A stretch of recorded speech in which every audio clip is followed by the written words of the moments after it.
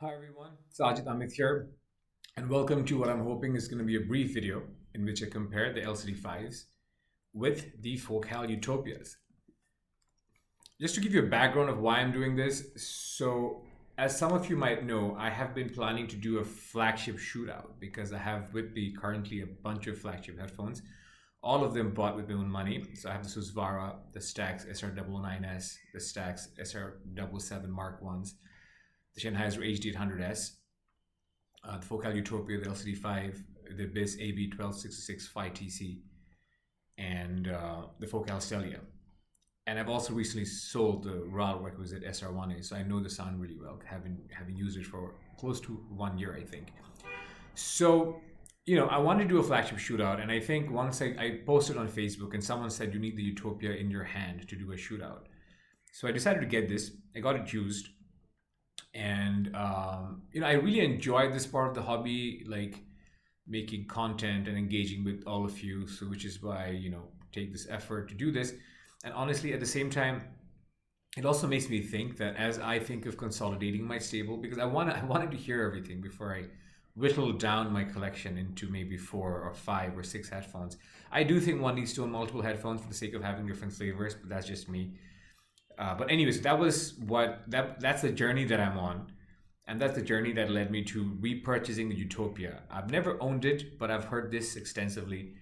But you know how people, once you've heard different headphones, like, and you go back to a headphone and you have a different level of appreciation for it or not. So I wanted to see how I feel about this. So, and a lot of people have been comparing them because they sound somewhat similar. They have a similar harmonish tuning, and they come in a similar price range, brand new. Although this is a slightly older model, so a lot of you will be buying this on the used market because there are great deals to be had. This new is priced at $4,500. This comes in at $4,000, but like I said, you can get this used, and there are used LCD5s cropping up on the secondary market, which you can get. To start with the typical stuff, aesthetics, built-in comfort, sort of housekeeping. Nothing to really to talk, nothing surprising. They're both very nice looking headphones. The Utopia, of course, is well known for its carbon fiber and metal usage. It's a bit creaky, which is what it is. It has a typical Focal aesthetic, which is very nice in my eyes. The AUDEZE aesthetic is also nice. I think the Focal aesthetic is slightly more pleasing and it's slightly more conventional form factor. But build quality wise, I give it to the AUDEZE because AUDEZE headphones are famously well built. Focal headphones are also pretty sturdy. The Utopia in particular has had some driver failure issues, as have been reported by different people, but not everyone, and most people have not. And Focal is amazing in terms of replacing drivers, so that has to be said. Comfort is a bit different though, I think, because this is far more comfortable. When I first got this, I was in love with this headphone, and I still really love this headphone. I just think that after I got the Utopia, and I just was reminded about how much comfort matters, right? Because I am an academic by day, in addition to a few other things I do. So I write a lot of research papers. So that's when I listen to music. I do critical listening as well, but the fact is that when the headphone disappears on my head for reasons of musical performance and comfort, that's when I really like a headphone.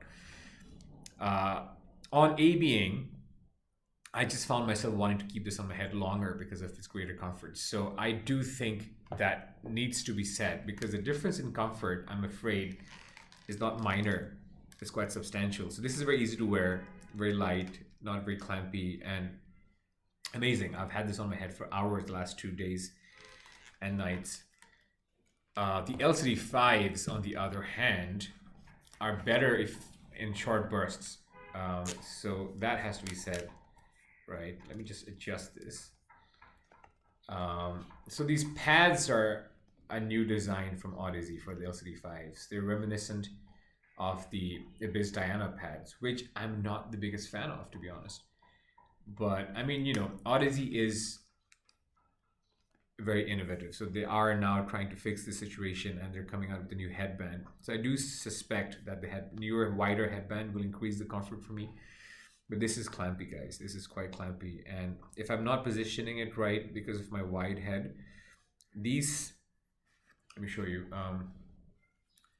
These bits will, I think, dig into my skin a bit or touch my skin, and because of the clamp, that also becomes uncomfortable. So, I mean, it's not a total deal breaker, don't get me wrong. But if you are A-Being with the Utopia and if comfort matters to you, especially if you have a large noggin like I do, then I think that is something worth keeping in mind. Yeah, but do check out and wait for the newer, wider headband because that might change things. AUDEZE is shipping me my new headband, so I'll report back for sure once that arrives. So that's stuff out of the way to talk about stuff that I think might actually matter a lot to more people, which is the sound performance and what do these sound like. There have been countless videos on what these sound like, especially this one. So I'm not going to repeat, but I'll just point out firstly the differences and then get into a little bit about what I like about each. Now, so the differences in terms of sound, to start with technical performance, I think this is a technically superior headphone. This is more detailed. Background details are more visible, more prominent, more audible. This has better micro nuances, microdynamics, better macro dynamics, other than the sense of punch and slam. So I'll get into more detail about the distinction that I'm trying to make. Timbrally, they're pretty similar. This is a wider stage. This is a deeper stage. Imaging is pretty similar, I think. Now, you might be wondering how a headphone beats this Utopia for detail if this is the only thing you've heard. Because when the Utopia came out, I think people were in love and to some extent in shock and awe about how much detail it retrieved from tracks. And rightly so, because the Utopia is an outstandingly detailed headphone. Yeah, it's really up there. But I do think that once amped right, you get a lot more detail from, let's say, Susvara, and certainly more from the BIS TC. So that has to be said. So these jumps, I think, are pretty perceptible. But I think the LCD5 sort of comes in very close to Susvara level. So this is the detail retrieval here is noticeably better than the Utopias. Now, the other thing that I think the LCD5 does better, which is audible on an AB and rather immediately, is it's a tighter, faster, snappier headphone. So that is most audible in the bass frequencies. So although the Utopia has better mid-bass, it's not exactly mid-bass. I think it's a function of its technical performance. It just slams way harder. It's tighter, better, well-controlled. So it's a planar, so you sort of expect that, I think, at this level of Summit 5. But yeah, I mean, so it's a faster, tighter headphone. It's crisper. The stage is wider, but it's not the final word on soundstage width. So if you're looking for soundstage width, you're better off with an Abyss or an HD800S or a RAL requisite SR1A. You don't buy this for soundstage width. It's not extremely wide, but it's certainly wider than a Utopia. But what's interesting is the Utopia doesn't even try to be wide. It's a very intimate headphone. And I honestly think there's use case for that. I think there's a market for that. I think some of you might want a Summit 5 headphone that sounds intimate. So if that's you, then you get this.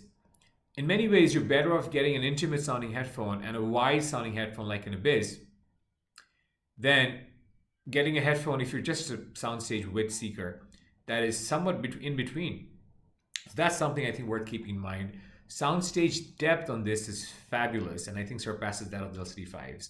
Imaging, like I said, is pretty similar. I love the imaging on these headphones. It's very easy on a Utopia and on LCD5 to sort of follow guitar tracks, for example, like I was doing last night and today in the morning when I was listening to Megadeth.